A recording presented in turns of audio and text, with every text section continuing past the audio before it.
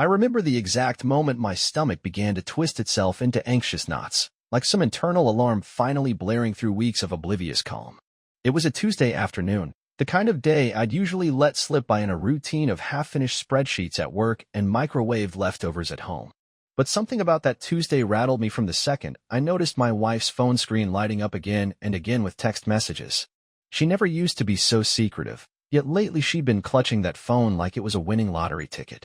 Each buzz jostled me out of the usual haze, forcing me to realize just how long it had been since we'd actually smiled at each other. I'm not here to sing her praises or pretend she was some angelic figure lighting up our home. Truth be told, Kayla and I had been stuck in a weird limbo for months, maybe even longer. We've been married for 3 years, no kids, and though we share a decent apartment in the city, it's felt more like we're roommates who barely manage to tolerate each other lately. She has her mood swings, which tilt drastically between controlling anger and icy silence. I've tried to be patient. I tried telling myself that the tension was temporary or that she was just going through some stress. But deep down, I know she's always had this sharp edge, a knack for turning a minor disagreement into an explosive argument. From the outside, you'd think we had it all figured out. People say we look like the classic modern couple, both in our early 30s, each with a stable job, traveling occasionally when time and money permit. But behind closed doors, it's a different story. The slightest inconvenience can make Kayla lash out. Forget to pick up milk on your way home from work? Prepare for a storm of accusations. Didn't respond to her text within 5 minutes? Be ready for a blistering tirade about how you never pay attention to her. For the longest time, I took it in stride, convinced myself it was just her personality and that every relationship has its quirks. I tried to be the calm one, to shrug off her remarks and hope she'd eventually relax. Yet over the past few weeks, things have changed. Her anger, once unleashed mainly on me, started taking new shapes. She'd disappear for hours, only to return with flimsy excuses about running errands. Her phone was always pinned to her side. She'd step into another room to take calls in hushed tones, and when I asked even the gentlest question about her day, she'd snap at me like I was interrogating her. I can't point to a single conversation that triggered all these suspicions. Instead, it was the accumulation of tiny signs. The mismatch between what she said and what she did. The late evenings when she claimed she was at a coworker's place, but never provided any details. The half-smile she'd give me when I asked how her day went, as though the real story was locked behind her clenched jaw. And then there was the rideshare app. We live in a city where taxis and ride-hailing services are abundant. We both use them all the time. But suddenly, Kayla insisted on this specific driver, Kelvin, to take her wherever she needed to go. I only found out the driver's name by accident. One night, I glanced at her phone while she was in the shower, something I'm not proud of, but I'd grown so uneasy about the secrecy that I just looked. The screen was open to a conversation thread on a rideshare app. It wasn't a typical customer-driver chat about pickup locations and drop-offs. The conversation was littered with personal jokes, winking emojis, and weirdly intimate confessions about how boring her day was without him. That was my first major red flag. This driver, Kelvin, was clearly more to her than just a guy behind the wheel. I tried to reason with myself. Maybe Kayla just found a friendly driver who gave her consistent rides and good conversation. After all, sometimes you click with a person who provides a service, like a barber or a regular waitress at your favorite cafe. But something in my gut told me this was different. The tone in their messages wasn't friendly, it was flirtatious. The kind of talk you'd expect between two people who'd known each other longer than a quick lift to the grocery store. I should have confronted her right away, but I didn't. I had this naive hope that I was misreading the situation, that she was lonely or depressed and just found someone to vent to. In the back of my mind, though, the dread was growing. The thought that my wife might be forming an emotional connection, maybe even a physical one, with another man. A man I'd never met, whose face was just a tiny circular avatar on a rideshare app. A few days later, I did bring it up, kind of casually, after dinner. We were stacking plates into the dishwasher when I asked, "Hey, I noticed you always request the same driver on your rideshare. Isn't that a little weird?" I tried to sound innocent, like it was idle curiosity. Kayla's reaction was instant fury. She dropped a plate, thankfully plastic, into the sink with a clang and shot me a glare that could slice through concrete. "Are you snooping on me?" she demanded, her voice turning shrill. "God, can't I just use the app without you prying into my life? You're such a control freak sometimes." Control freak. That word stung, given how she was the one who would monitor my every move for the past 3 years. I stepped back, hands raised in a gesture of surrender. I'm not snooping, I lied. I just saw the driver's name pop up a couple of times.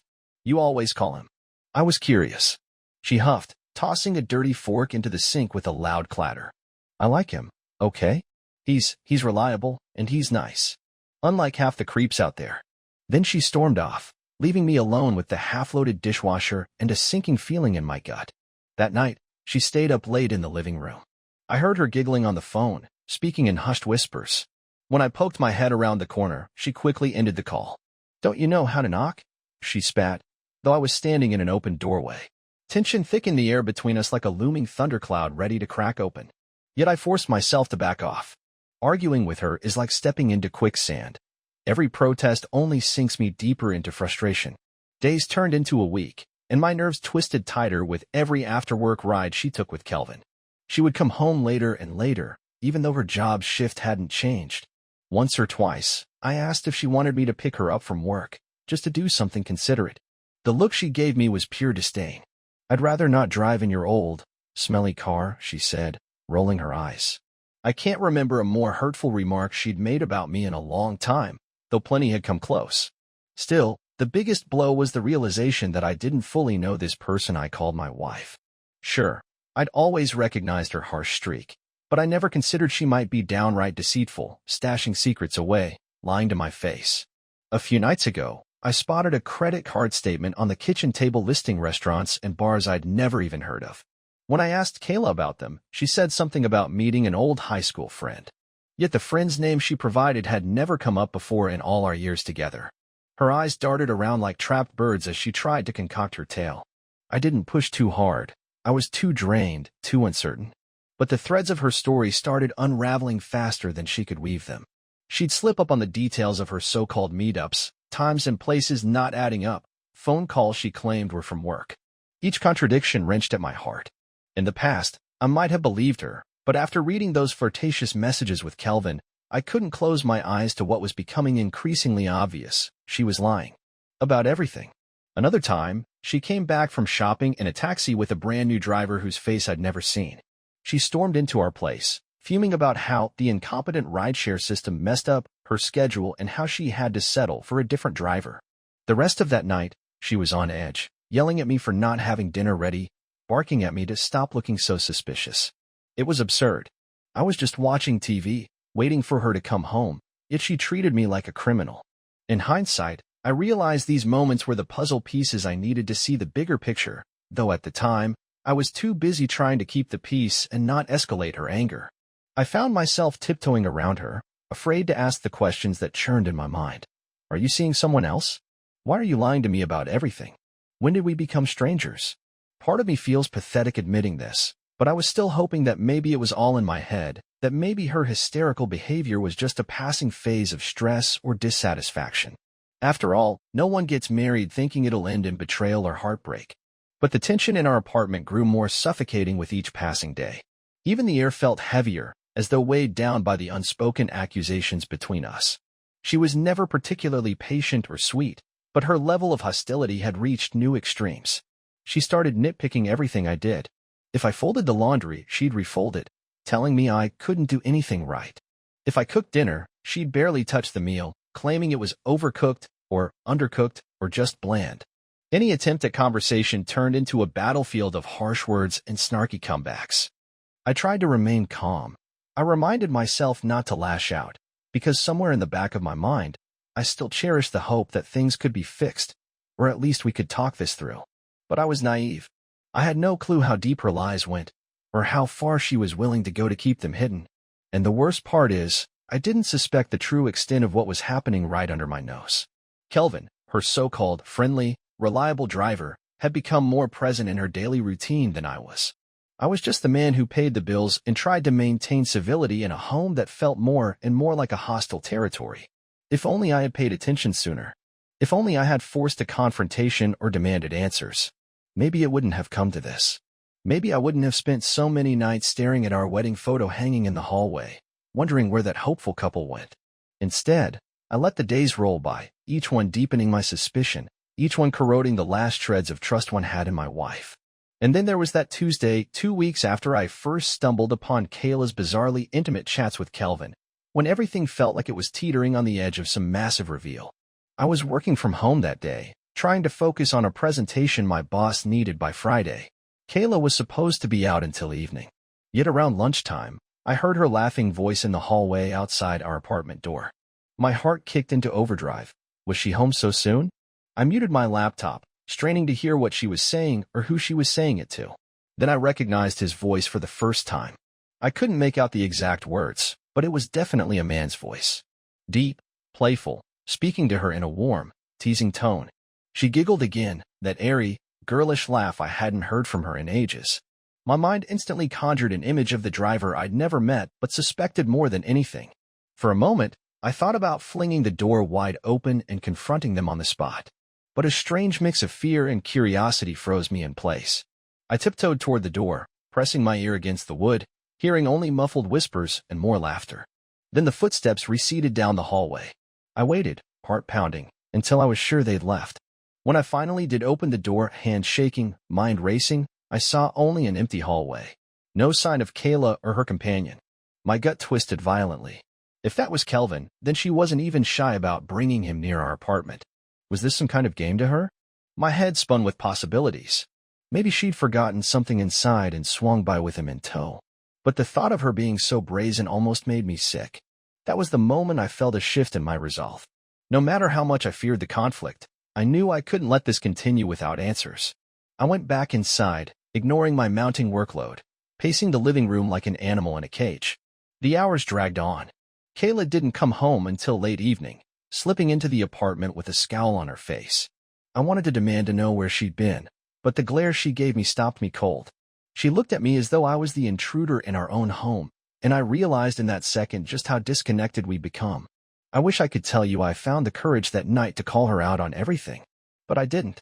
Instead, I spent a sleepless night on the couch, haunted by the laughter I'd heard and the knowledge that my suspicions were all but confirmed. She was hiding an affair with Kelvin, and it was only a matter of time before this entire charade blew up in my face. As the first rays of morning light crept through the blinds, I made a decision that both terrified and liberated me. I had to uncover the truth, and if it was as ugly as my worst fears, I'd have no choice but to end this marriage. Even though a voice inside me insisted I'd be better off, the thought of leaving behind everything I'd invested emotionally and financially felt monumental. Still, I knew I couldn't keep living like this. Little did I know, the storm that was about to erupt would make all these tensions seem like minor gusts of wind. In the coming days, I would see things that would shatter the last illusions I clung to about Kayla and our relationship. And I would soon learn that betrayal in the backseat of a taxi is only the beginning of an avalanche of lies. I didn't realize it yet, but I was already on the path to divorce, staring down the barrel of a life I never imagined, ready or not. And part of me, the part that still believed in some decency or honesty in her, would soon be forced to confront the raw, painful truth. Sometimes the person you thought you knew best can become a stranger overnight. I swear I've replayed that Tuesday in my head 100 times, trying to pinpoint the exact moment it all went off the rails. Maybe it was in the morning, when Kayla left the apartment looking too put together for a routine day at the office. Her lipstick shade, dark red, sultry, was a shade I hadn't seen her wear in months, if not years. Or maybe it happened later, when she texted me she'd be home, late again, with no further explanation. But in reality, the biggest explosion came in the evening, when I decided I couldn't keep waiting for a confrontation. I needed to be the one to force the issue, even if it destroyed what little remained of our marriage. I left work early, citing a family emergency to my boss. On the drive home, my hands were shaking on the steering wheel, my mind a chaotic swirl of half-formed plans. Was I just going to barge into her office and demand an explanation? That seemed pointless. If she truly was with him, she wouldn't be at her desk. Should I go to the places on her credit card statement, those random bars and restaurants she'd never mentioned, and hope to catch her there? That idea felt desperate, like something out of a bad detective show. But if I'm honest, I had one real objective. I wanted to confirm, beyond any doubt, that Kayla was with Kelvin. Once I knew for sure, there'd be no more flimsy excuses or half-measures. I'd have the proof I needed to face her lies head-on. Then, if all went the way I expected, I'd start the process of divorce and extricate myself from this emotional purgatory. I got back to our apartment around 5:30 p.m. Kayla's car was parked in the lot, But that didn't mean much. She mostly used it on weekends, since she preferred to be driven around during the work week now. Inside, the place was silent. No sign of her shoes by the door, no random items tossed on the kitchen table. My next move was to check the bedroom. Nothing. The bed looked untouched, still meticulously made from the morning. The air felt thick, like a storm was about to break inside these very walls. I tossed my keys onto the coffee table, rubbed my temples, and tried to think clearly. Part of me considered calling her. But I'd already texted 3 times that afternoon asking if she wanted dinner together, and she'd ignored me. A call would probably end in an argument, and I'd be left with no clarity. I needed something more concrete. As I paced the living room, an idea struck me. She always used Kelvin for rides. Maybe I could track his location through the rideshare app. I still had that message thread saved from when I'd spied on her phone weeks earlier. In a moment of desperation, I pulled out my phone and launched the rideshare app under my own account. If I requested a ride, would there be a chance Kelvin responded to it? It was a long shot, but maybe I could see if he was driving in our area. My heart pounded as I opened the app. I typed in a random destination, somewhere downtown, and waited. The spinning icon on my screen felt like it was mocking me, an endless circle of uncertainty. Then it pinged, driver found, Kelvin.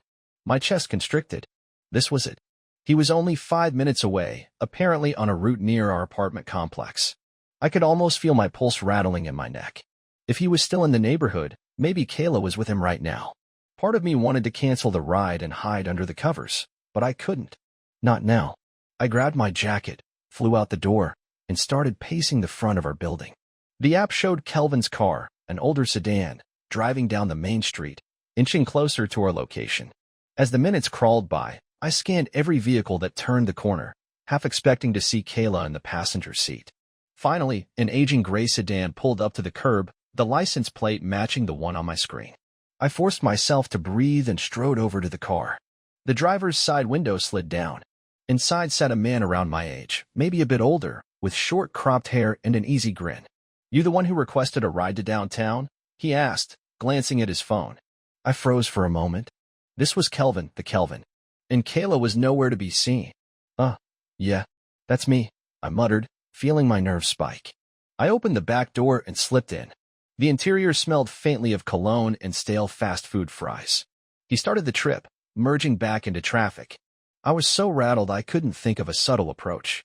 But I knew I had to talk to him, had to figure out something about Kayla. "Hey, man," I started, trying to keep my voice casual. "Do you, drive in this area a lot? I think maybe my wife's gotten rides from you." Kelvin glanced at me in the rearview mirror. He didn't seem nervous, just politely curious. "I drive everywhere in the city. Hard to keep track," he said with a shrug. "A lot of folks become regulars, though." I swallowed, trying to gauge his reaction. "Well, she mentioned you." "Kayla, my wife's name is Kayla. Ring a bell?" At that name, I swore I saw his hand tense on the steering wheel. It was subtle, but enough to make me lean forward. "Kayla," he repeated, like he was testing the word. A moment passed, and a flicker of recognition crossed his face, quickly masked by a tight smile. "Yeah, I might have driven a Kayla or two. Hard to say, though, man. Common name." He was lying. I could feel it. His eyes darted to the side, then back to the mirror. Before I could press further, his phone buzzed loudly with an incoming call. He quickly hit decline, muttering something like, "Sorry, spam call." But the name on the phone's display, though I could see it only for a fleeting second, appeared to start with a K. I could have sworn it read K before it disappeared. My heart pounded so loudly I almost couldn't hear the hum of the car engine. I cleared my throat, trying to keep my composure. "Listen, maybe I'm mixing things up. My wife is, well, she's been taking a lot of rides from a driver named Kelvin lately. Always talking about how he's reliable. I just wanted to say thanks if it's you, for keeping her safe." My attempt at a grateful smile felt like a grimace on my face. He didn't take the bait.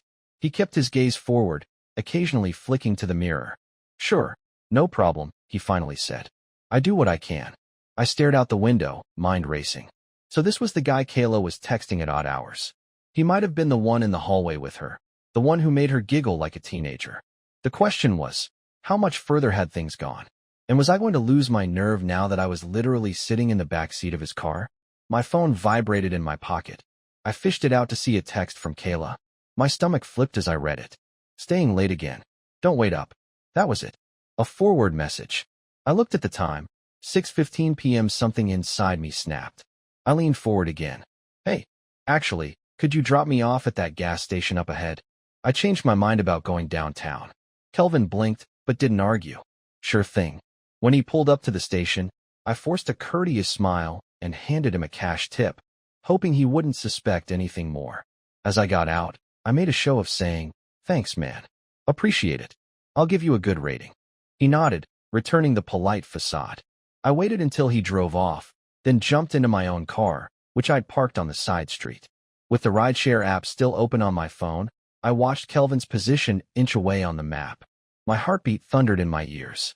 I was about to do something reckless. I was going to follow him. If Kayla was lying about working late, maybe she had arranged to pick up somewhere else. And if he was indeed her personal driver and her lover, chances were good he'd circle back to pick her up. So I trailed Kelvin's car through rush hour traffic, staying several cars behind so he wouldn't notice me. The city lights blurred around me, and every stoplight felt like a mini showdown. Would he see me in his rearview mirror? Would this end in a confrontation before I got the proof I needed? About 15 minutes later, he turned into a quiet street near Kayla's office building. My pulse spiked again. There's no way. But sure enough, I saw Kayla step out of the side entrance, scanning the road. The moment she spotted Kelvin's sedan, she practically skipped over, threw open the passenger door, and got in. No hesitation, no discreet attempt to hide her face, nothing. I felt a surge of anger so fierce it blurred my vision. I forced myself to remain calm, let Kelvin's car roll a safe distance ahead, and then followed at a crawl. They navigated through a few side streets, eventually heading toward a neighborhood about 20 minutes from our apartment. I couldn't recall Kayla ever mentioning anything or anyone in this part of town. So what was she doing here? My mind started crafting worst-case scenarios. Perhaps they were going to a motel, or to his place, or to some secret hideout. Each new possibility made me grip the steering wheel tighter. Finally, Kelvin's sedan slowed down in front of an old, nondescript apartment building. I parked at the curb half a block away, engine still running, lights off. My stomach churned as I watched Kayla lean across the center console and talk animatedly with him. Even from a distance, I could see her usual irritability replaced by a radiant smile. She touched his shoulder, then laughed at something he said. It felt like a punch to the gut. She hadn't looked at me like that in years. For a few minutes, they just sat there, seemingly deep in conversation. Then Kayla reached for something, her phone, maybe, and started scrolling. Kelvin leaned in closer, possibly looking at whatever she was showing him. My fury built with each second.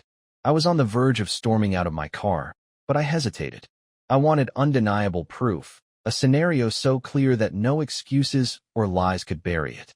If I jumped out too soon, Kayla would spin some story about a friendly meeting or a drive around town to discuss her day. I needed something more damning. Little did I know, my opportunity would come sooner than I expected. After 10 minutes, Kayla gestured to the building, and they both got out of the sedan. My heart hammered as I watched them walk side by side to the building's entrance. Kayla rang a buzzer, glancing over her shoulder as if worried someone might be watching. I ducked lower in my seat, my ears buzzing with adrenaline. A moment later, someone must have granted them access because the door buzzed open, and they disappeared inside.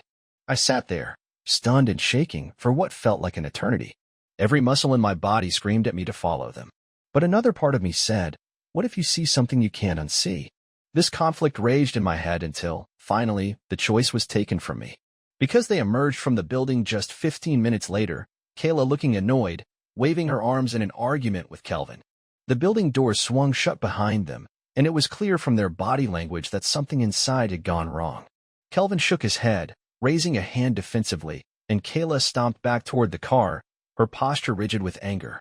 She got in the back seat this time, slamming the door so hard I wondered if the window might crack. Kelvin seemed to sigh, rubbing his eyes before sliding into the driver's seat. The car pulled away from the curb, heading back in the direction of the main road. My mind reeled. What the hell just happened in that building? Some confrontation? A meeting that didn't go the way they wanted? Or was she just throwing one of her legendary tantrums because something hadn't gone according to her plan? I shifted into gear and followed again, now even more determined to see this through. The city lights blurred past, the roads emptied out as the night deepened. Soon, Kelvin merged onto a more secluded route, away from the bustle of downtown. My phone's battery was dwindling, but I kept the screen on, watching the rideshare's real-time route. It said he was heading to some address near a park by the river, a spot known for its scenic overlooks but also for being pretty deserted at night. As we neared the park, I slowed down, killing my headlights to keep a low profile. Kelvin's sedan parked near a dimly lit clearing, where tall trees half concealed the water's edge. I pulled over about 50 yards away, heart pounding against my ribcage. Kayla and Kelvin seemed to be in heated conversation again, the silhouettes of their heads bobbing against the glow of the dash lights. She was pointing at him, and even from my distance, I could imagine her shrill voice lashing out. He looked like he was trying to calm her down. I rolled down my window slightly, straining to hear anything, but the wind rustled through the trees, obscuring their words. My throat went dry. I was on the verge of stepping out, maybe inching closer on foot to eavesdrop, when suddenly Kayla lunged forward, right over the center console and grabbed his shirt collar. My eyes widened. At first, I thought she was going to hit him, but instead, she crushed her lips to his. It was a messy, furious kiss, fueled by whatever argument they'd just had. Kelvin seemed taken aback, but quickly slid his hand to her neck, kissing her back with equal intensity. I felt a cold wave of nausea roll through me. There was my wife, the woman I'd shared a life with, not even bothering with subtlety. They were entangled in the front seat, the overhead lamp revealing their heated expressions. Kayla's hands gripped the back of his head, her nails digging into his scalp. My chest constricted, and I had to remind myself to breathe. Time slowed to a crawl. This was my final confirmation. I wasn't crazy. I wasn't just reading too much into harmless messages. My wife was fully, physically involved with another man. I realized my hands were clenching the steering wheel so hard they trembled. The urge to yank them both out of that car and demand an explanation was overwhelming, but I also felt paralyzed by shock, hurt, and a sick fascination. Then, abruptly, Kayla pulled away from Kelvin, her face twisted with anger. I couldn't hear her words, but I could see her mouth move furiously. She threw a hand in the direction of the passenger door, possibly telling him to get out or move. Kelvin shook his head, raising his hands in what looked like an attempt at appeasement. That only seemed to inflame her more. She pounded her fist on the dashboard, screeching something indecipherable. Before I realized it, my body was moving, propelled by the adrenaline surging through my veins. I opened my car door and stepped out, leaving the engine running. I walked quickly, quietly, toward Kelvin's sedan, each step echoing in the still night air. My thoughts were a raging tempest. Confront them. Walk away. Get the proof you need. Stop them. By the time I reached their car, I could hear Kayla's voice through the slightly cracked window. Your fault. You said it would be easy. Now what am I supposed to do? Her pitch was near hysterical, laced with venom. Kelvin mumbled something I couldn't catch. She let out a bitter laugh that chilled me to the core. Don't you dare blame me, Kelvin. I've put everything on the line for you. Her words reverberated in my skull, and I felt a flicker of fury so strong I nearly punched the window. Instead, I reached for the door handle. The moment I tugged it open, the overhead light flooded the interior, illuminating their shocked faces. Kayla's eyes went wide with outrage, her cheeks flushed from her earlier outburst. What the hell? She shrieked, half in surprise, half in fury. Kelvin's mouth dropped open, but he quickly recovered, glancing between me and Kayla. I felt my voice come out in a rasp. Am I interrupting something, honey? The sarcasm dripped off my tongue. My heart thundered so violently it threatened to drown out any coherent thought. Kayla looked like a cornered animal, her fury twisting into a snarl. She lunged over the seat, shoving me backward in a burst of rage. I stumbled, momentarily losing my balance. Kelvin reached for her arm, maybe to restrain her, but she shrugged him off, screaming curses at both of us. You're spying on me now. God, you're such a pathetic loser. She spat at me, climbing out of the car. Why can't you mind your own damn business for once? Her voice echoed through the deserted park, slicing through the night air. Kelvin stepped out next, hands raised as if trying to diffuse the tension. Look, man, this isn't. I cut him off with a glare so intense it felt like my eyes were burning. Shut up, I seethed, every syllable laced with betrayal. My mind spun with 1,000 things I wanted to say, but all I could manage was, how long has this been going on? My voice cracked at the end, betraying the swirling cocktail of rage and devastation inside me. Kayla let out a sharp, derisive laugh. Who cares? You should have figured it out sooner if you weren't so dense. You're always so focused on your stupid spreadsheets and your boring routines, you left me no choice. My jaw clenched, and I stepped closer, ignoring Kelvin, who now hovered anxiously near the driver's side. No choice. I repeated, incredulous. You had no choice but to cheat on me with your taxi driver? The bitterness in my tone matched the bitterness swelling in my chest. Kayla rolled her eyes, crossing her arms as though I were the one in the wrong. You're acting like a psycho, following us around. You want to talk about choices? Maybe I chose this, she gestured wildly to Kelvin, because at least he listens to me. At least he's not a controlling creep. I nearly laughed at the absurdity. I'm the controlling one? That's rich. Coming from the woman who berates me for not replying to texts within minutes, who lies about her entire schedule, who, I stopped mid-sentence, feeling the anger clog my throat. Kelvin tried to step in again. Hey, man, I didn't, Stay out of this. Kayla and I snarled in unison, surprising even ourselves.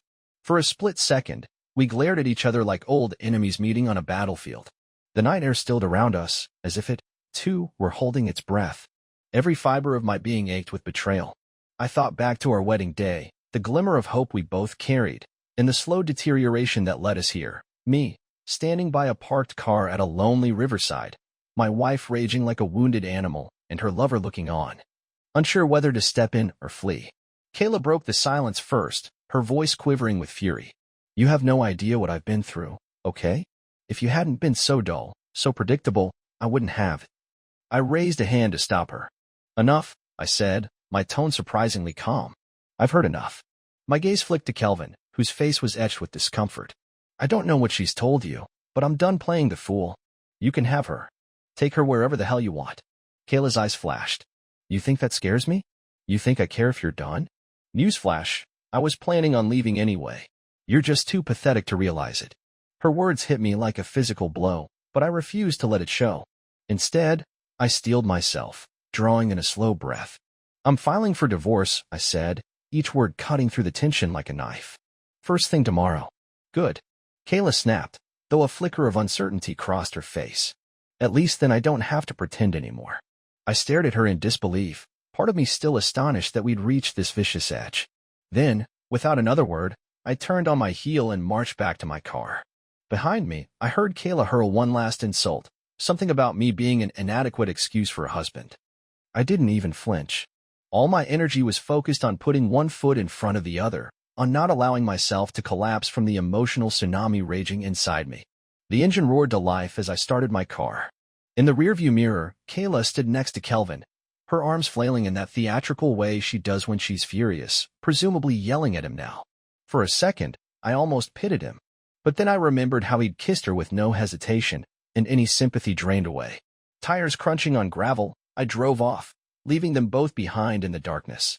My hands were shaking so violently that I gripped the wheel with white knuckles, praying I wouldn't crash before I got home. The ride was a blur. I tried to process what had just happened. My marriage crumbling in real time, my wife insulting me with every ounce of venom in her body, and the cold, hard truth that there was no going back now. By the time I pulled into our apartment complex, my adrenaline was spent. Fatigue washed over me, heavier than any I'd ever felt. I slumped in the driver's seat, staring at the dimly lit windows of what had once been our shared home.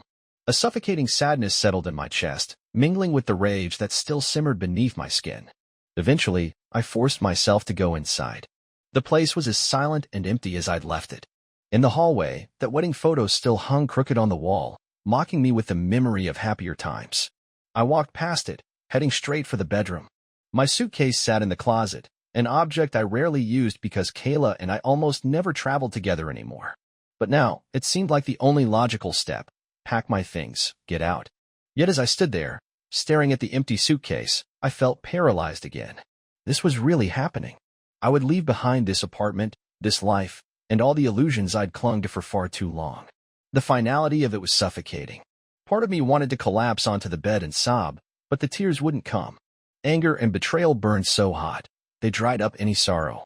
I dragged the suitcase onto the bed, unzipped it, and started tossing in my clothes and essentials. Each item felt like a statement. This is over. You can't fix this.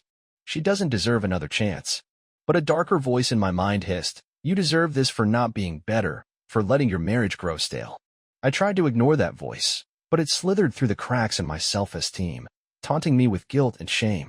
By the time I finished, the suitcase was half full, and I was emotionally drained.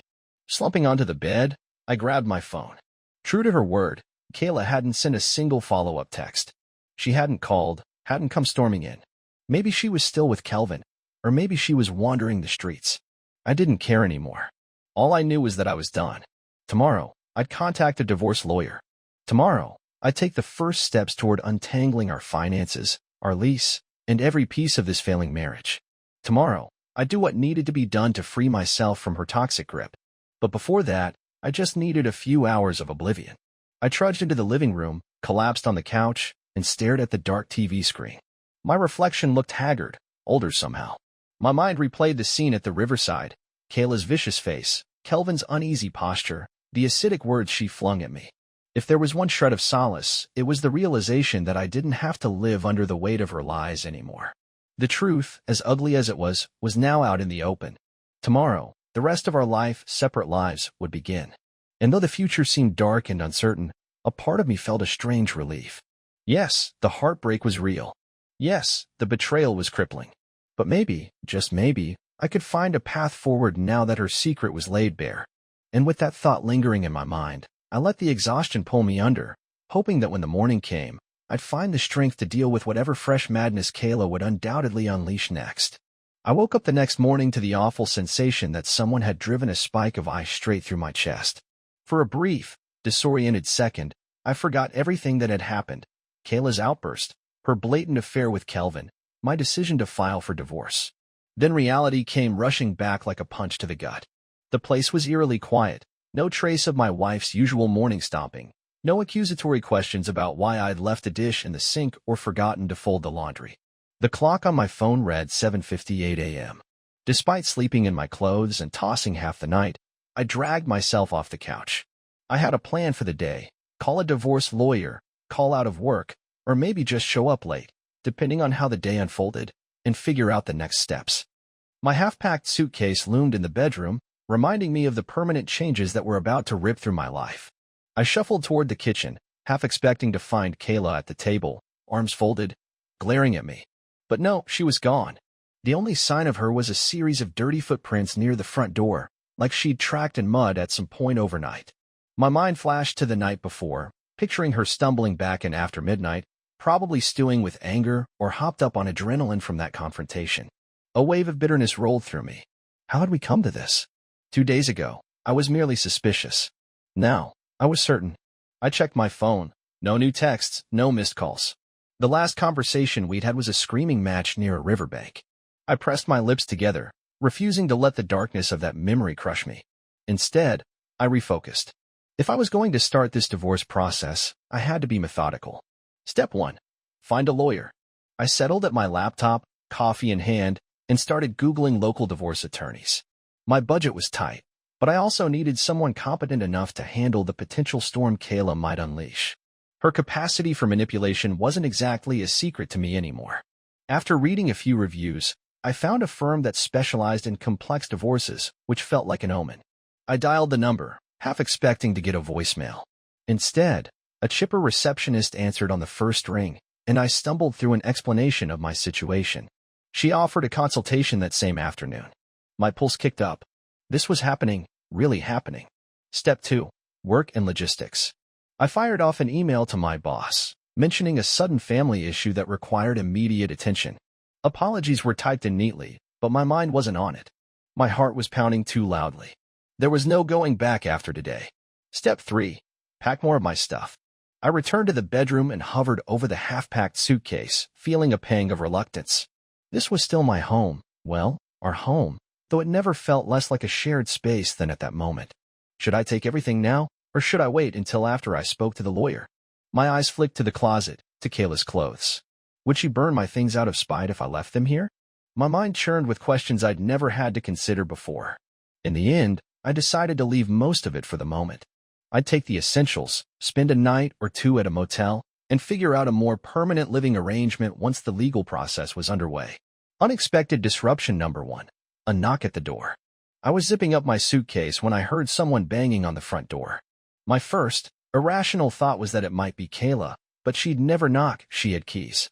Then I wondered if it was Kelvin, but that made even less sense.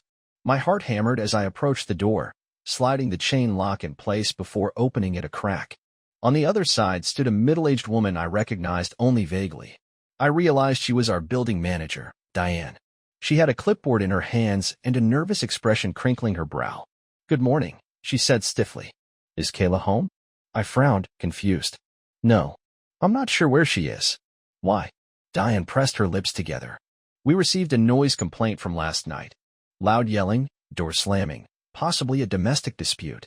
Some neighbors said they heard voices arguing in the hallway in the early morning hours. I'm required to follow up when we get repeated complaints." I swallowed hard. Repeated complaints? "We had a little argument," I admitted. "But it wasn't in the hallway. Or at least, not that I recall. She came in late, and we argued in the apartment." I tried to keep my voice calm, but my palms were slick with sweat. She glanced at her clipboard. 10 days ago, there was also a complaint. Someone heard screaming late at night. We let it slide that time, but now it's a pattern." Her tone softened, and her eyes flickered with concern. "Is everything okay here? If there's any trouble or if you need help." I exhaled sharply. "I'm fine. Or as fine as I can be." I kept it vague. "We're just going through a rough patch. But I appreciate you checking in." Diane studied me for a moment. "Well, be mindful. We take these complaints seriously. If there's another incident, the landlord might consider an eviction. I'd rather not see that happen to you." I nodded stiffly, shutting the door after she left. My stomach churned with fresh anxiety. Eviction? The prospect of losing my home on top of everything else felt like an absurd cosmic joke. For a moment, I considered telling her the full story about Kayla's betrayal, the sabotage, the looming divorce. But that was too messy, too personal. Unexpected disruption number 2, a strange text. Not 5 minutes after I closed the door, my phone buzzed. I almost dropped it in my eagerness to see who was messaging me. My pulse spiked when I saw a number I didn't recognize. The text read, "We need to talk. You deserve to know the truth. Kelvin." My mouth went dry. The nerve of this guy. I'd caught him making out with my wife in his car less than 24 hours earlier, and now he wanted to clarify something? A storm of fury swelled in my chest, but also curiosity. What truth could he possibly have to offer? Part of me wanted to ignore him, to block his number and wash my hands of them both. Another part hissed, "What if there's something else going on? Something bigger than you realize?" I stared at the text for a good minute before finally typing a response. "Why would I want to talk to you?" He replied almost instantly. "Because there are things Kayla hasn't told you, and you'll want to hear them before you finalize your divorce." My hand shook. It was probably some manipulative tactic, some excuse to keep Kayla from looking like the villain. But a sharper edge of curiosity pricked my mind. Could there be more secrets I don't know? With Kayla's pattern of lies, it wouldn't surprise me if something else was brewing beneath the surface. Against my better judgment, I typed, "Where?" He responded with an address downtown, a coffee shop near the Riverwalk. 10 a.m. "Come if you want the truth." I stared at the screen, a knot forming in my gut. My lawyer consultation was at 1 p.m. That left a window where I could theoretically see what Kelvin had to say.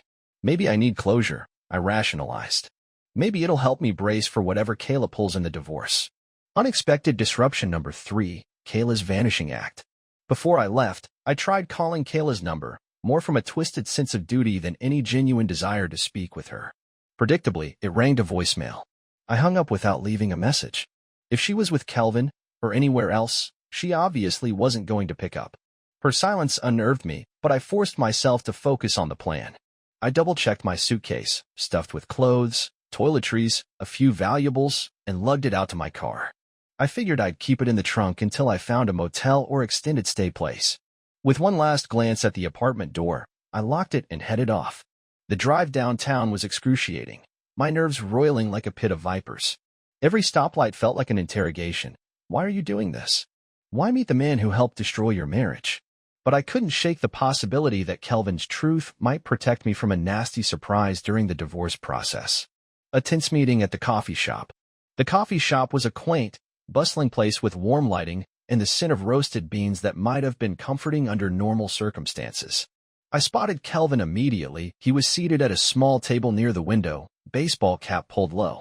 He looked uncomfortable, glancing around like he expected an ambush. I stiffened as I approached. Every cell in my body screamed at me to leave, to keep my dignity. But I forced myself to sit across from him. Up close, I could see dark circles under his eyes, and his shirt looked wrinkled, like he'd slept in it. He lifted his gaze. "I'm glad you came," he said, voice subdued. I folded my arms. "Cut the small talk. You said there's something I need to know. My own voice came out harsher than I intended, but I couldn't pretend civility. Kelvin sighed, running a hand over his face. Look, man, I know you hate me, and you have every right to.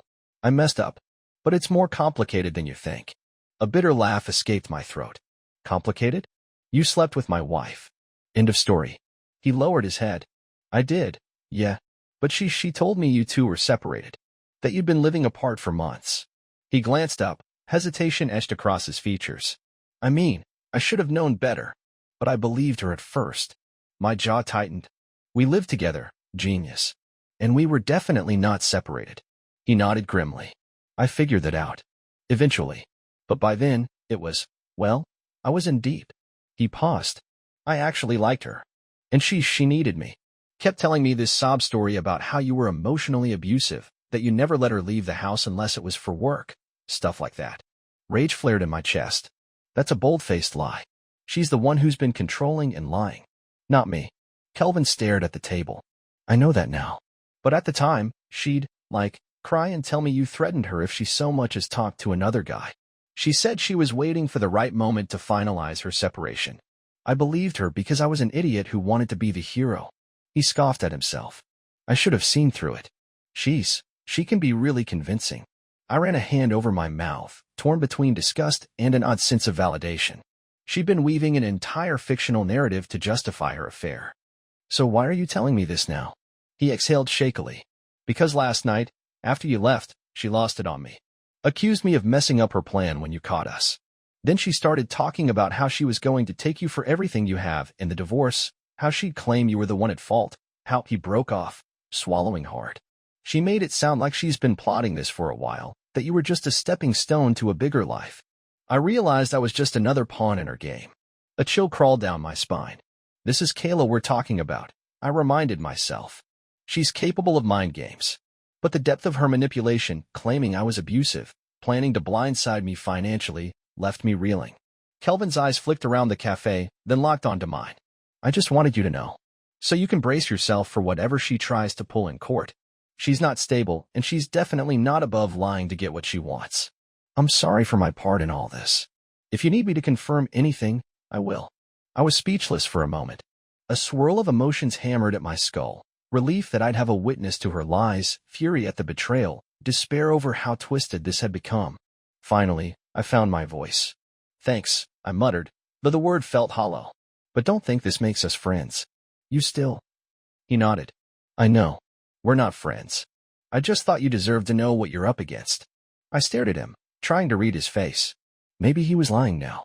But something about his demeanor, his slumped shoulders, his trembling hands, convinced me otherwise. He looked genuinely remorseful, even scared. An abrupt departure. Our conversation ended shortly after that, with me walking away before Kelvin could say anything else. My head throbbed as I stepped out onto the sidewalk. The sky was overcast, matching my mood. I glanced at the time, 10:45 a.m. My lawyer appointment was at 1 o'clock, which meant I had a couple of hours to kill.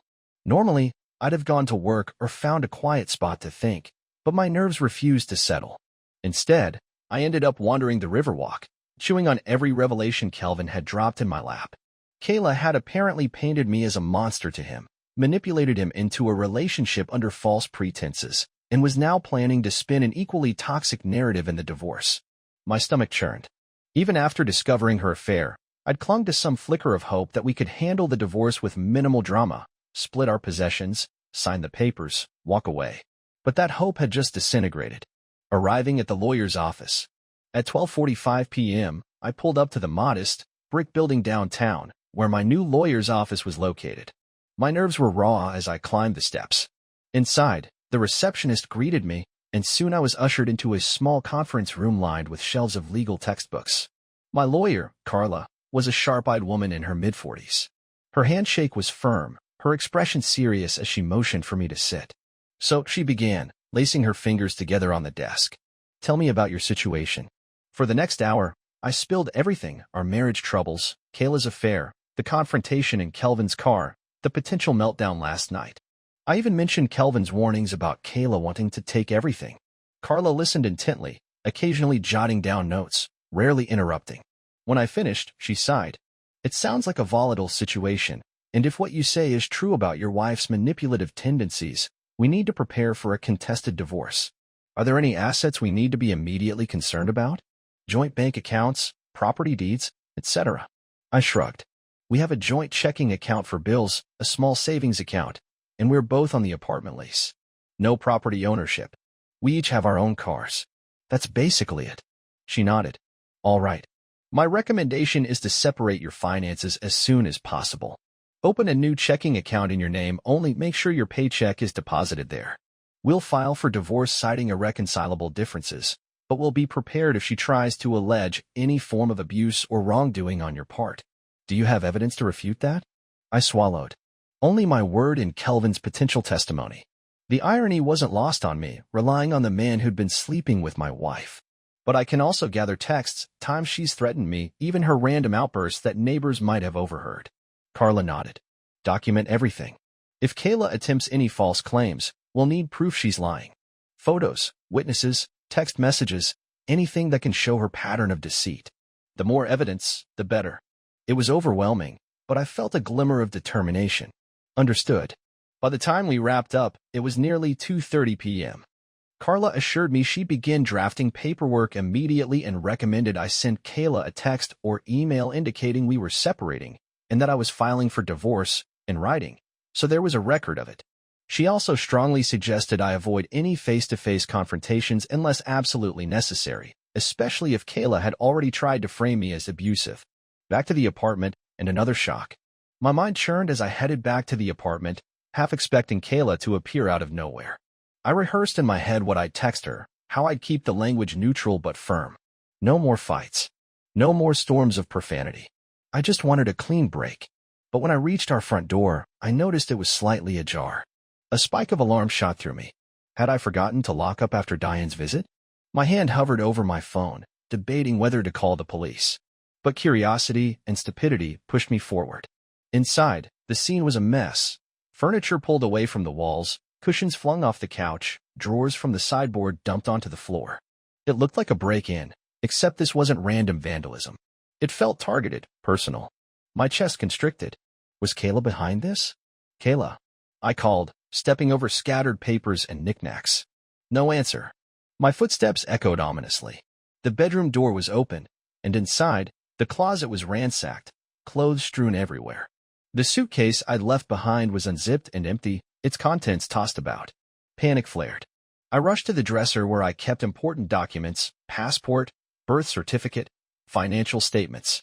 The drawers were pulled out, their contents missing. My mind raced. She took them? My pulse hammered as I turned on my heel, scanning every corner for any sign of her. Then I spotted a note taped to the bathroom mirror. It was scrawled on a piece of torn notebook paper in Kayla's jagged handwriting. Don't bother looking for your stuff. If you can spy on me, I can do the same to you. I'm not leaving this marriage with nothing. You owe me. Kayla. My vision blurred with rage. She'd invaded my privacy, stolen crucial documents, probably to gain leverage over me in the divorce. The same woman who'd called me controlling was now rummaging through my life, taking everything she could. 100 curses boiled in my throat. What do I do now? Call the cops? They'd treat it like a domestic dispute at best, maybe a burglary if I could prove it was her. But she was my wife still, technically. And if she'd been planning a smear campaign, she might use any confrontation against me. My phone buzzed again, snapping me out of my whirlwind of panic. I glanced at the screen, half expecting it to be Kayla. But it was just Carla, my lawyer, following up. Don't forget to secure your personal documents, financial records. Keep them safe from your wife. Let me know if you have them all. I let out a hollow, bitter laugh. Too late. My hands trembled as I typed back. She took them. Carla's response came quickly. File a police report. Document the damage. This will help us if she tries anything. I'll advise you on the next steps. Stay calm. Stay calm. Easier said than done when my apartment looked like a crime scene. But she was right. I had to treat this like an official matter, not a lover's quarrel.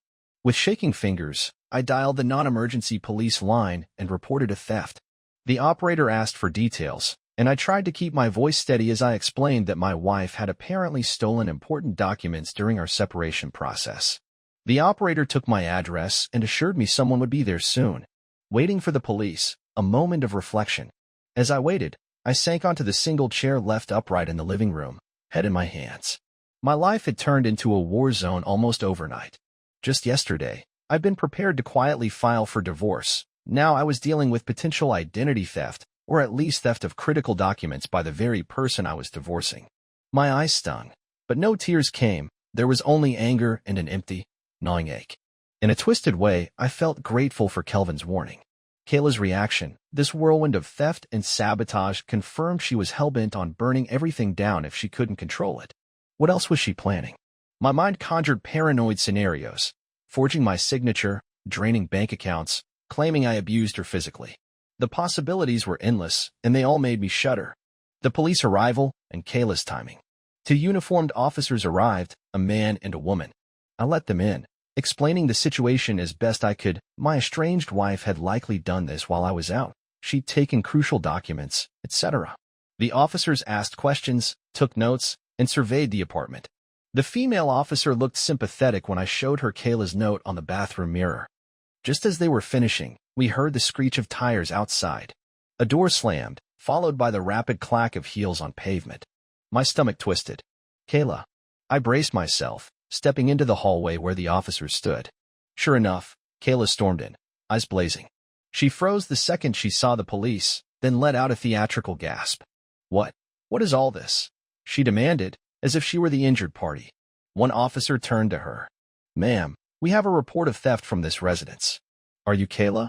She glanced between us, feigning confusion. Theft? This is my apartment, too. I'm the one who's been wronged here. He's throwing my things out. That's a lie, I snapped, my own patience shredding. You trashed the place. You took my documents. Kayla's eyes narrowed. Prove it. The male officer stepped forward, voice calm but firm. We have a note you left behind, ma'am. It indicates you removed items belonging to your husband. Her face flickered with panic before morphing into theatrics. She clasped her hands, turning pleading eyes to the officer. He's abusive, she whispered, voice trembling. I had to take certain items to protect myself. He threatened me last night, said if I didn't leave, he'd stop it. I practically roared, heart pounding at her brazen lie. I turned to the police, anxiety knotting my insides. Check with anyone who knows us. She's the one who's threatened me, not the other way around. She's lying. The female officer exchanged a glance with her partner. We'll need statements from both of you. If you feel you're in danger, ma'am, you can file a protective order, but we have to investigate first. Kayla sniffed, wiping at non-existent tears. I'm not sure what to do. I'm scared. I stared at her, disbelief washing over me. She's seriously doing this, in front of the cops, acting like a victim. Part of me wanted to laugh at the absurdity, the other part was shaking with rage. The male officer calmly said, Ma'am, do you have the documents you took from this apartment? Her gaze flicked toward me, hatred burning in her eyes. I might have taken some things to secure my finances. He's trying to leave me with nothing. She shrugged, affecting a look of wounded indignation. I don't remember what I took or where I put it. I clenched my fists. She's lying, I repeated. She literally wrote that note. Kayla's voice rose to that shrill, hysterical pitch I'd come to dread. Because you followed me around, spied on me, ambushed me in a park like some psycho stalker. I had to protect myself. It was madness. The officers exchanged glances again, looking more uncertain than ever. The female officer stepped aside to radio a supervisor, while the male officer kept asking Kayla for more details. I felt my frustration boiling over. She was trying to flip the script, paint me as the aggressor. But this was exactly what Kelvin had warned me about. Kayla would manipulate any situation to her advantage, lie without blinking if it meant winning. I forced myself to breathe. The best thing I could do was stay calm and let the evidence speak for itself. I have a lawyer. I've filed a report. Keep it together. A shaky resolution for now. In the end, the officers didn't arrest anyone. They filed a report, insisted Kayla return my documents immediately if she had them, and advised us both to stay away from each other unless lawyers or mediators were present. Kayla, still playing the wounded martyr, flounced out in a swirl of drama, claiming she'd be in touch through her attorney. When the police left, I stared at the wreckage of our apartment. My legs felt like lead. This was just part 3 of my personal nightmare, and it was nowhere near the final act. Kayla had escalated the conflict to a point of no return. She'd proven she'd lie to the cops, rummage through my belongings, and do anything to control the narrative. I dropped onto the couch, one of the few pieces of furniture that hadn't been upended, and let out a shaky breath. My phone buzzed again, a text from Carla. "Everything all right? Let me know if the police need my statement." I typed back a quick summary of what had just transpired. Almost immediately, she replied, "We'll use this police report in court. Document the damage with photos. We'll press for immediate return of your documents. Don't worry, we'll get through this." Her reassurance offered a faint glimmer of hope in an otherwise dark moment. I realized with grim resolve that I had no choice but to keep moving forward to fight every lie Kayla tried to spin. There was no saving this marriage, no civil handshake and mutual goodbye. It was war, one she'd forced me to engage in, like it or not. As I surveyed the trashed living room, I felt an unsteady calm settle over me. The illusions about who Kayla was had been obliterated. I might have been naive once, but now I understood the lengths she'd go to in order to win. And if there was one thing I had on my side, it was truth, even if it wouldn't be an easy road. I reached for my suitcase, determined to find a temporary place to stay away from her and this constant threat of conflict. While picking up the scattered clothes, I made a silent vow. I won't let her lies break me. She wants a war? She's got one. And I'm not backing down until I'm free of her for good. I spent the rest of that awful afternoon cleaning up the apartment as best I could, snapping photos of every overturned piece of furniture, every drawer dumped onto the floor. Each picture felt like another dagger in my chest, a tangible record of just how twisted my marriage had become. The place looked less like a home and more like a crime scene. That fact wasn't lost on me as I stood in the living room, surrounded by the chaos Kayla had left in her wake. I finally decided I'd had enough. I wasn't going to stay here, not when every corner held fresh reminders of her anger and deceit. My suitcase was still half-packed, so I threw in a few more clothes, grabbed the laptop charger off the coffee table, and double-checked for anything else I might need in the next few days, medications, files for work. My camera that I'd used once or twice on vacation. Then, with a swirl of relief and lingering dread, I walked out, locking the apartment behind me. I texted my lawyer, Carla, letting her know I'd done exactly what she suggested: photograph the mess, gather my remaining belongings, and vacate. She responded almost immediately. "Smart move. Let me know where you'll be staying. We'll coordinate next steps. If Kayla tries to contact you, document everything."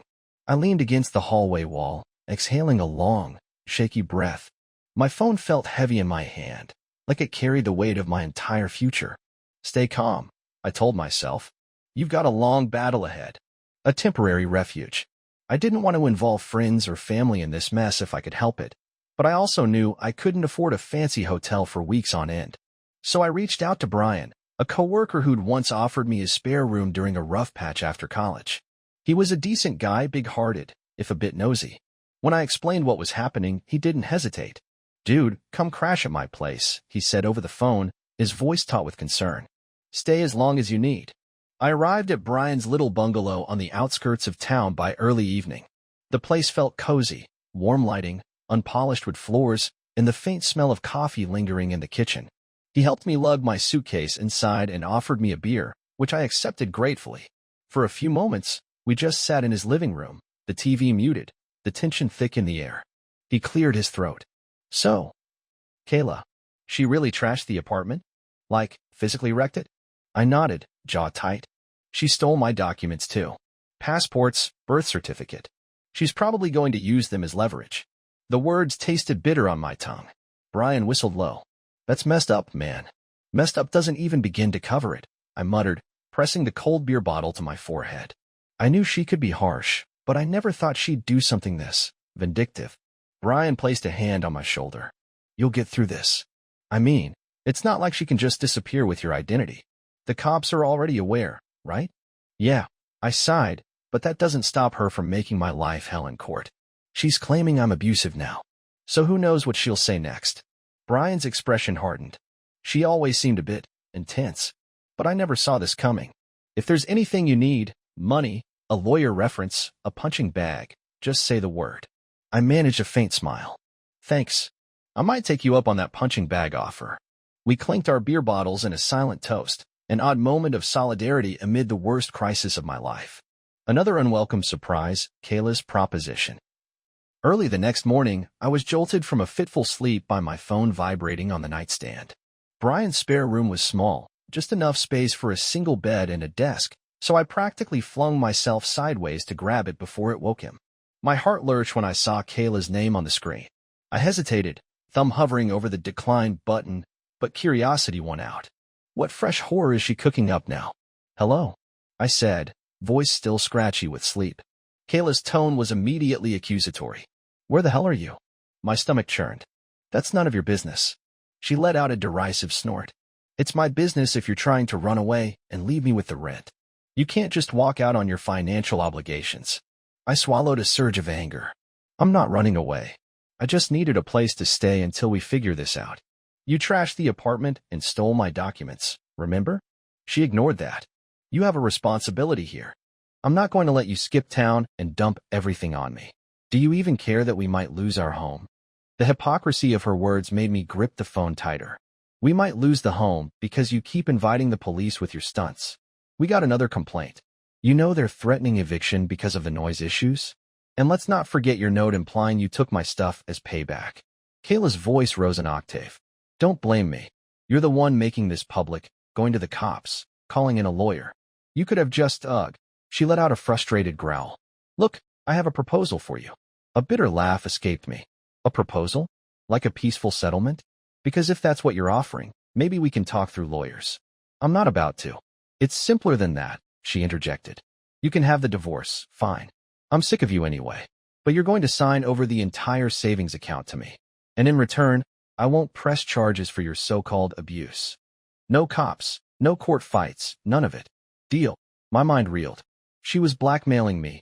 Outright, shameless blackmail. Press charges. I repeated, my voice trembling with anger. You're threatening me with a false abuse claim if I don't hand over all my money? Her tone was cold. I'm not threatening. I'm giving you a choice. You sign over the savings, you walk away, and we pretend none of that rough handling ever happened. Who do you think the courts will believe? The cheating wife with bruises or the absent husband who's been snooping around and ambushing her in parking lots? My breath caught in my throat. I wanted to scream that she was lying, that there were no bruises, no sign of any physical harm. But the fear of her ability to concoct evidence, maybe stage photos or harm herself, made my blood turn to ice. Kayla was cunning enough to pull something like that off. My silence must have emboldened her because she continued. Think it over. You know my terms. I'll give you until tomorrow to decide. Then she hung up.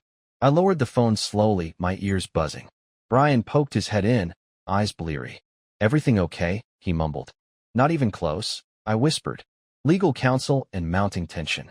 I relayed Kayla's blackmail attempt to Carla later that morning, voice shaking as I explained the conversation.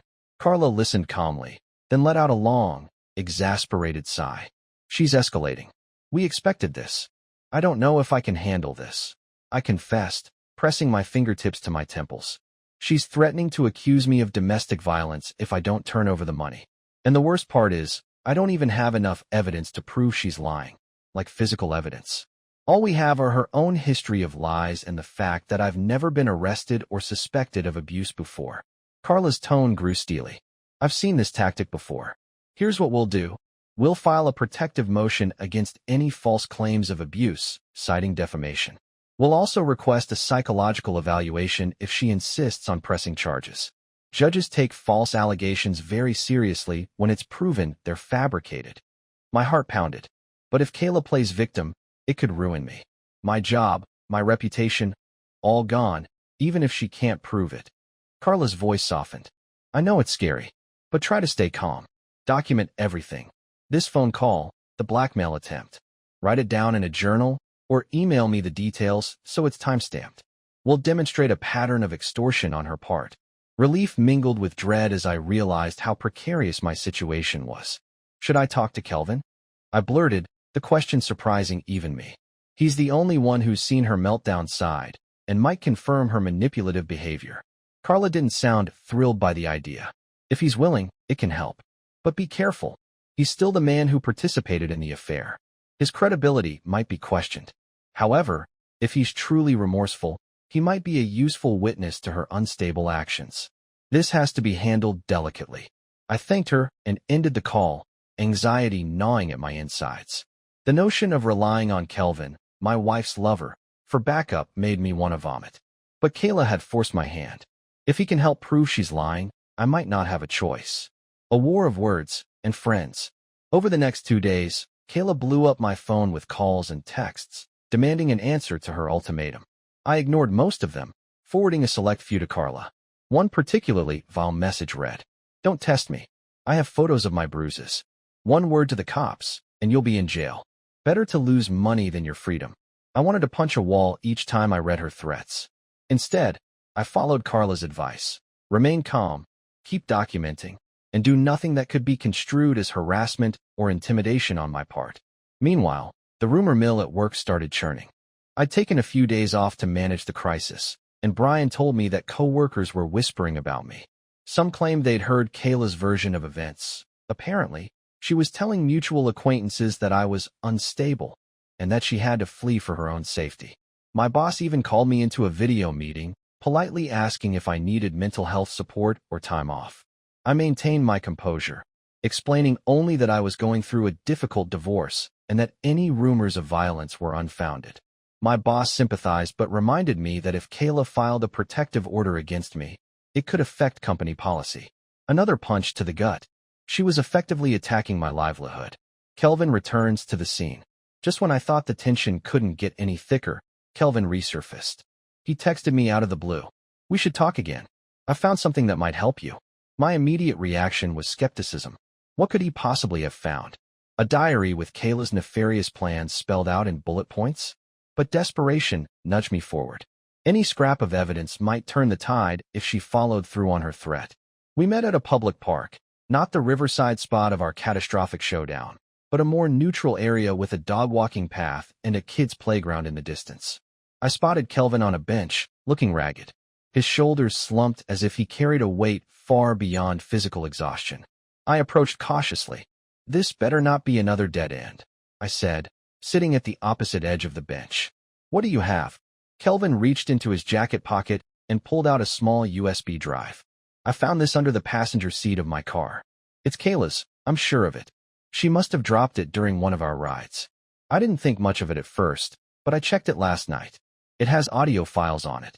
A prickle of unease rippled through me. Audio files? Of what? He exhaled, tapping the USB drive against his palm. "Recordings of you two fighting, I think. Or maybe of her just ranting." I skimmed one. It sounded like she was practicing something, like an act. There's a part where she says, "I can make it sound like he hit me if I cry hard enough." He paused, meeting my eyes with a grim look. She was basically rehearsing false statements. There are multiple files. I only listened to one or two, but that was enough.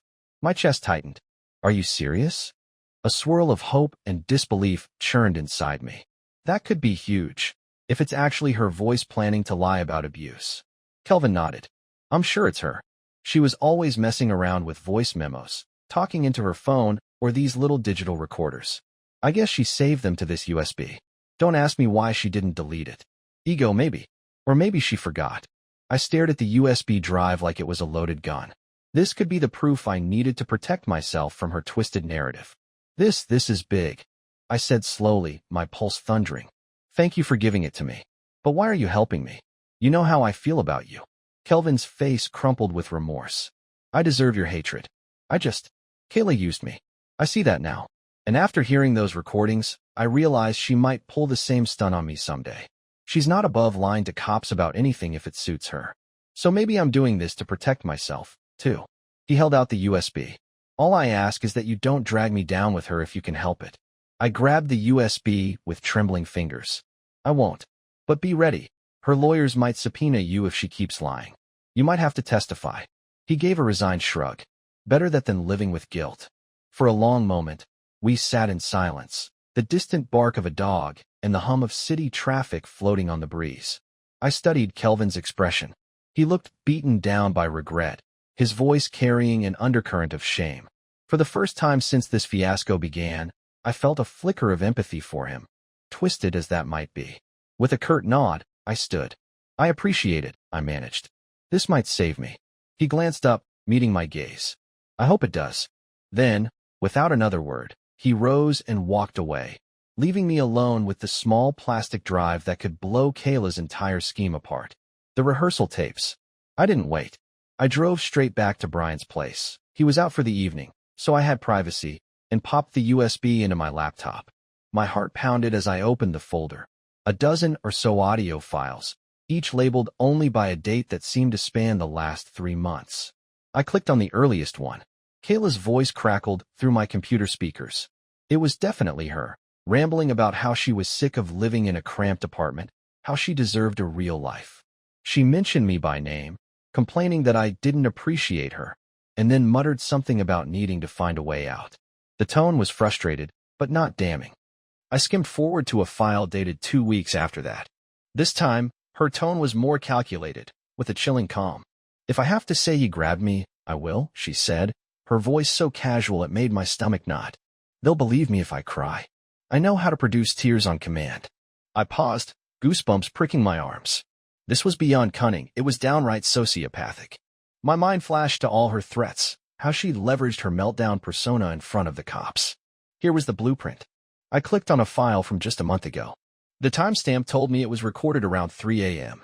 "He's so stupid he won't even see it coming," Kayla's voice sneered. "I'll tell the police he's been hitting me for months. If I make a few bruises, no one's going to doubt it. It'll be his word against mine." My chest tightened. She was describing my worst nightmare, fabricated abuse allegations. The file continued, with Kayla letting out a harsh laugh. "Besides, if I cry about loveless marriage and lack of support, maybe they'll take pity on me. All I have to do is keep repeating it until it sounds real. That's how these things work, right?" I stopped the recording, my heart hammering. There it was, undeniable proof that she was plotting to lie, to frame me. If I'd gotten this earlier, maybe I could have saved myself weeks of agony. I spent another hour combing through each file, discovering more chilling bits and pieces. In some, she talked about money, how she planned to bleed me dry if I ever tried to leave. Others sounded like her rehearsing lines for a dramatic retelling of a fictional assault. None of it was easy to hear, but it was exactly what I needed. When I finally ejected the USB, my hands were shaking. A swirl of emotions battered me, relief that I had solid evidence, dread about confronting Kayla with this, and revulsion at the woman I'd once thought was simply difficult or moody. I realized now that she'd been orchestrating this outcome for months, possibly years. She'd carefully laid the groundwork to paint me as a monster. Also, she could walk away with money and sympathy. Kayla's deadline and my counterstrike. The next morning, Kayla sent me a terse text. "Time's up. If you won't answer, I'm going to the cops today." My pulse quickened. This was it. I typed back. "Go ahead. I have evidence you've been planning to lie about abuse. I strongly suggest you talk to your lawyer before making false statements." Her response was almost immediate. "What the hell are you talking about? Stop bluffing." I couldn't stop a grim smirk from crossing my face. She had no idea about the USB. Rather than explain, I simply replied, "You'll find out soon enough." Then I forwarded everything to Carla, the audio files, the transcripts I'd made for quick reference. If Kayla wanted to wage a legal war, I was now armed to defend myself. Carla's response was jubilant, at least by lawyer standards. "This changes everything. We'll file a motion to protect you from any false claims. Forward these to the police as well." "Good job. Good job," I repeated to myself, staring at the phone in disbelief. There was a moment of sweet vindication. Kayla's vile plan was about to unravel. But that triumph was tempered by sadness that it had come to this. My own wife was plotting to destroy me, and now I was retaliating with proof of her lies. No matter what, there'd be no peaceful resolution. Still, the relief coursing through me was undeniable. She can't just cry abuse anymore. She'd probably try, but with these recordings, the court would see who was truly being deceitful. She might even face legal consequences for attempting to fabricate evidence. In a daze, I pulled open the curtains in Brian's spare room. The sun beamed in, bright and comforting. For the first time since discovering her affair, I felt a real sense of hope. Yes, Kayla would likely lash out when she realized the jig was up.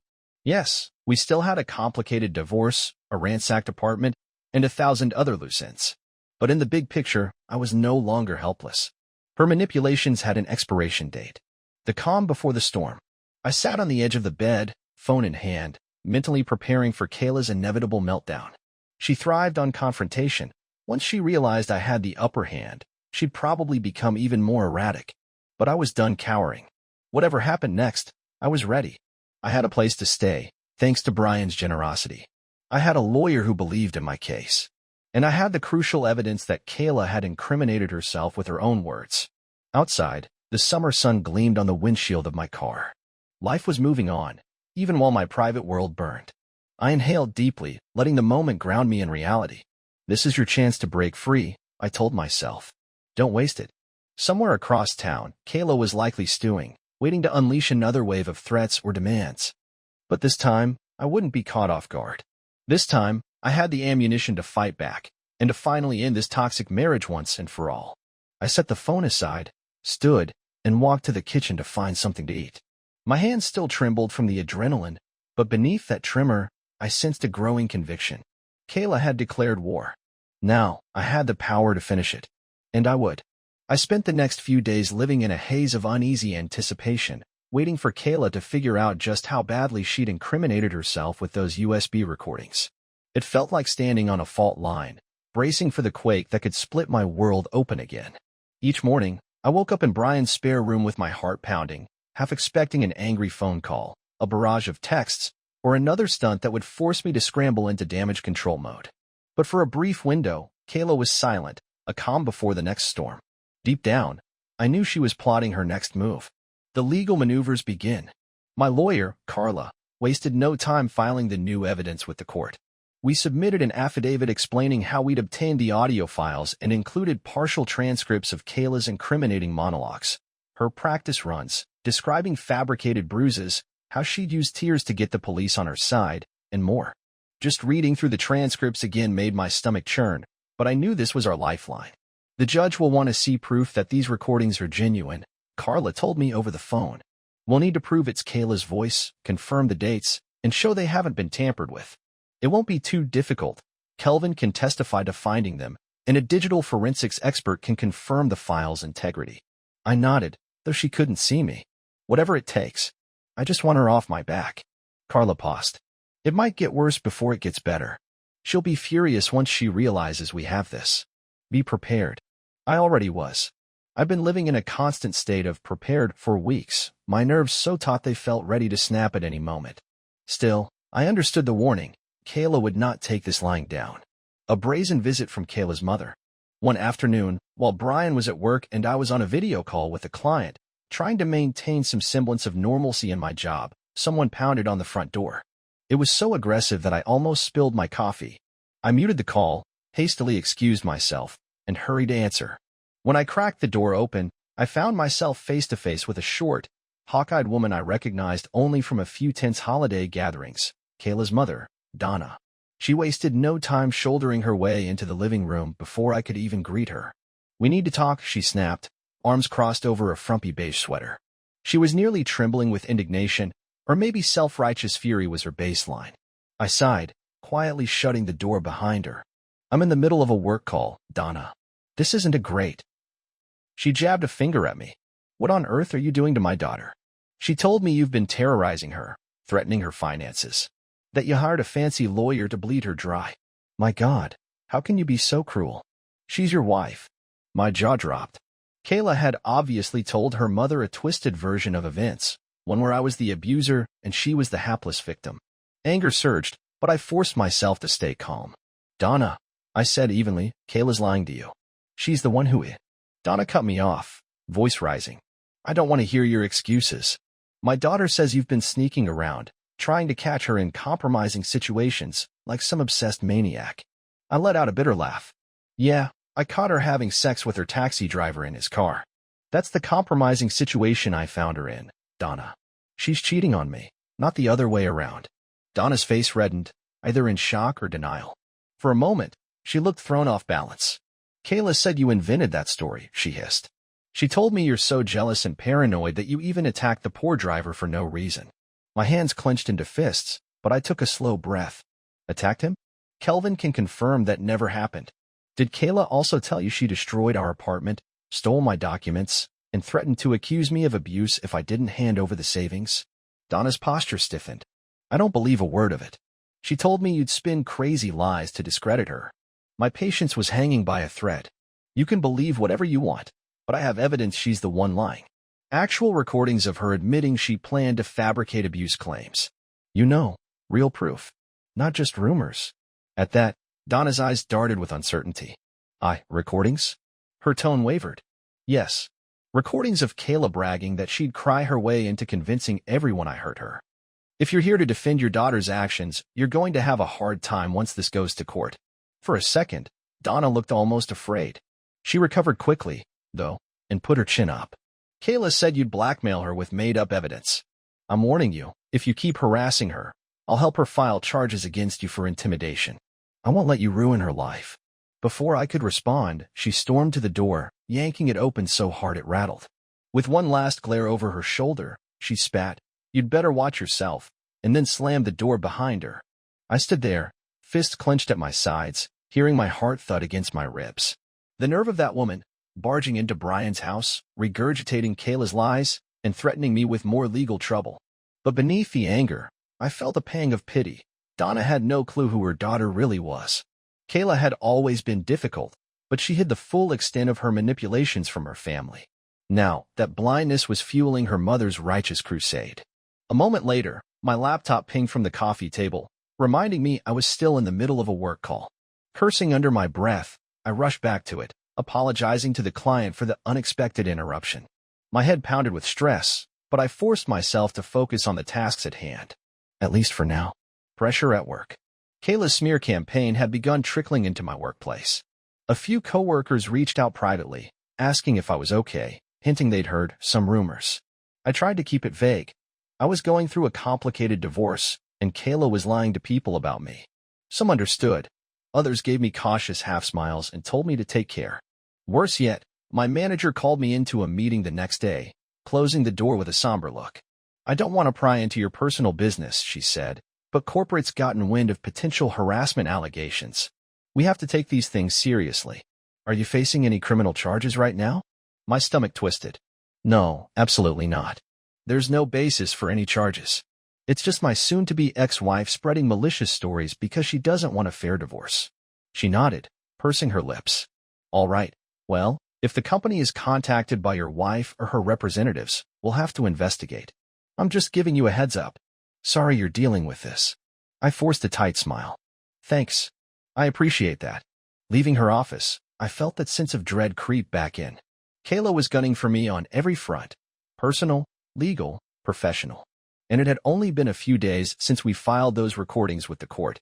Her reaction was exactly what I expected, an all-out offensive, trying to tear down my reputation before the truth could catch up. The court notice, a showdown looms. About a week later, Carla called with a note of triumph in her voice. "We have our hearing date. The judge wants to address the divorce proceedings, along with Kayla's potential attempt to file a restraining order. It's scheduled for next Tuesday, 10 a.m. My chest tightened. She's actually filing a restraining order against me? She tried, Carla confirmed. She submitted some statements claiming you threatened her with violence. We countered with the audio recordings, and now the judge wants both of you in court to explain yourselves. Don't worry. We're in a good position. But you'll have to testify. I sank onto Brian's couch, heart pounding. I'll do whatever it takes. I hate this. I know, Carla said gently. But we have to go through due process. Kayla's allegations won't stand up once we introduce evidence of her plotting this scheme. Keep calm. Answer all questions honestly, and leave the theatrics to her. Trust me, if she tries to lie under oath, it'll only help us. After hanging up, I stared at the blank TV screen, a swirl of emotions coursing through me. Relief that I had a chance to set the record straight, fear of Kayla's next move, and anger that I was forced into this spectacle to defend my innocence. Kelvin's unexpected dilemma. That evening, Kelvin called, sounding rattled. I need to talk to you, he said, voice tight. Kayla cornered me outside my apartment, screaming that I betrayed her. She threatened me, said she'd accuse me of assault too if I didn't recant what I told you and your lawyer. My stomach dipped. Are you serious? She's threatening to frame you now? Yeah, he said grimly. She's claiming I forced her into a relationship. That I blackmailed her for rides, whatever that means. She says she'll tell the court I abused her if I don't cooperate with her version of events. A bitter anger rose in my chest. She's flailing, trying to drag everyone down with her. Look, you have the same recordings I do, right? Or at least you know about them. That should protect you from her accusations. I hope so, he muttered. I already told her I wasn't going to lie. Then she threatened to smash my car windows. Told me I'd never work in this city again if I crossed her. He let out a shaky breath. She's unhinged, man. I'm actually scared. That sent a shiver down my spine. Was Kayla capable of physical violence? Up until now, her tactics had been mostly psychological.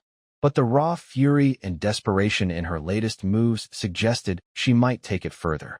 I get it, I said quietly. I'm not safe from her either.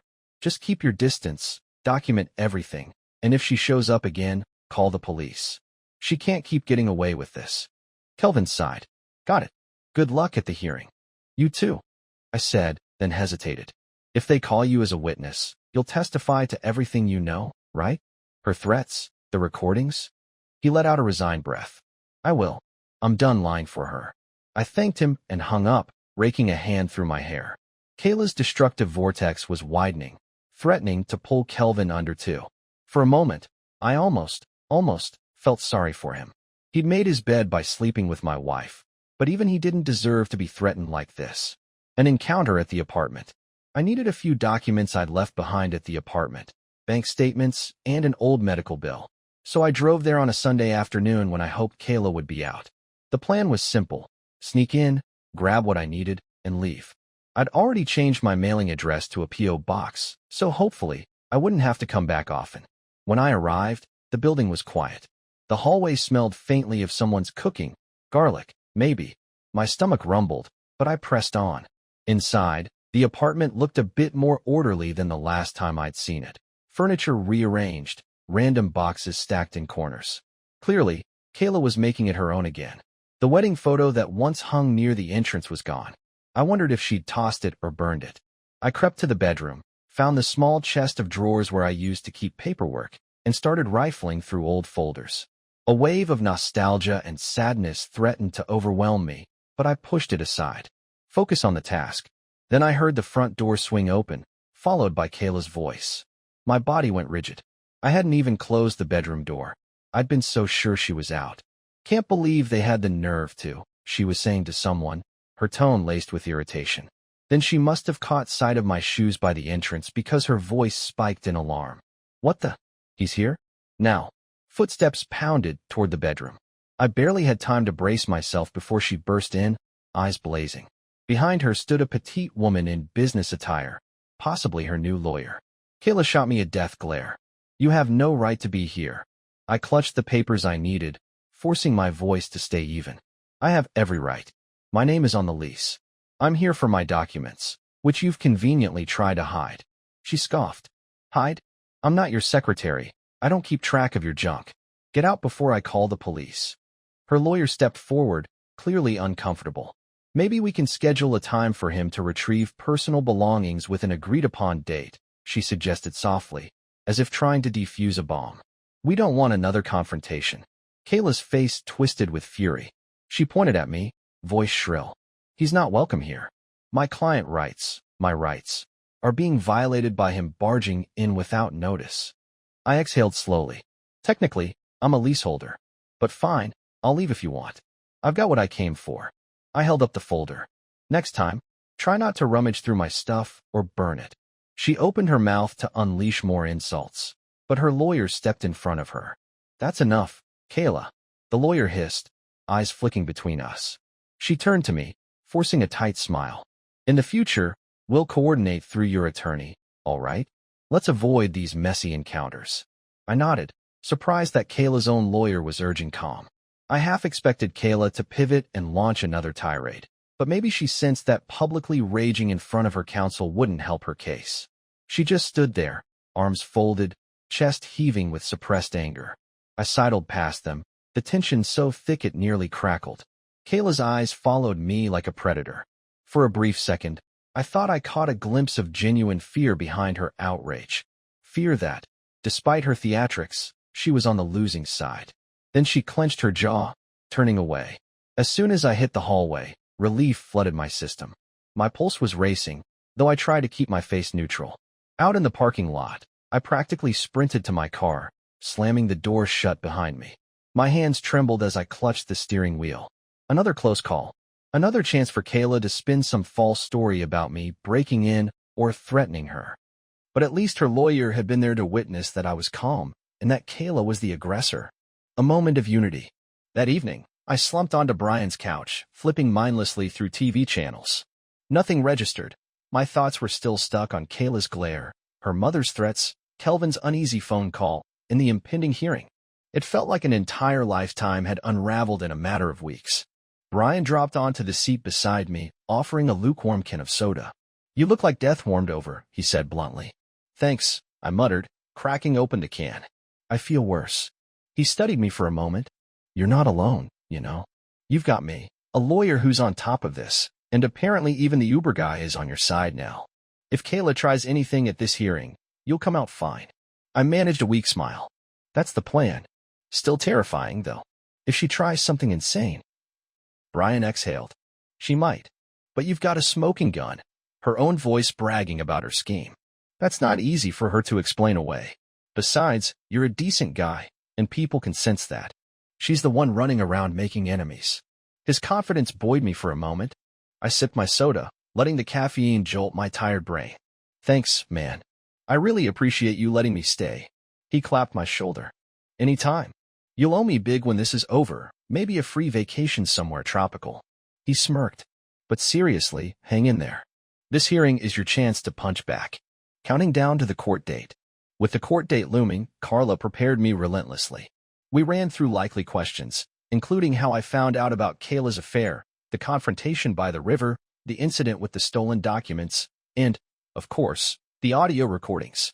She advised me to answer truthfully but succinctly, letting the evidence speak for itself. Meanwhile, Kayla tried a few last-ditch tactics. She posted a scathing rant on social media about how I was emotionally abusive, tagging half our mutual acquaintances.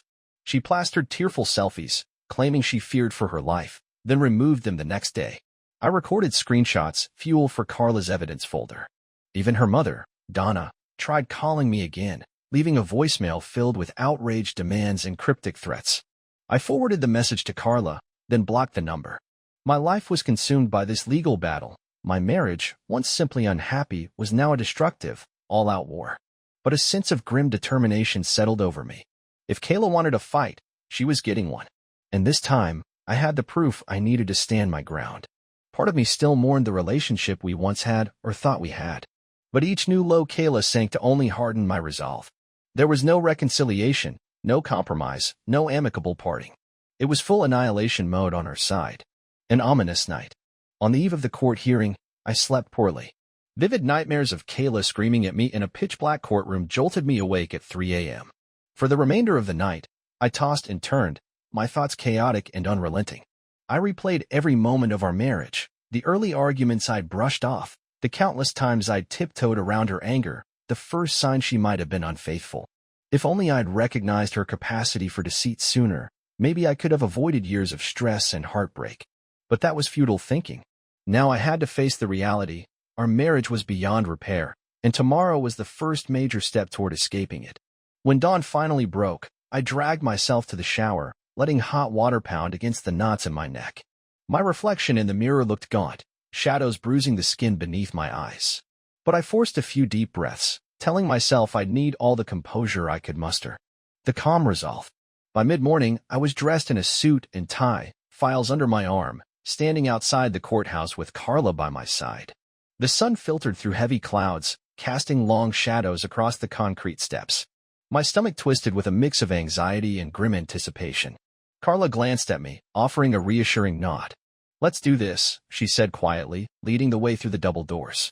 Inside, the cool air smelled of floor polish and old books.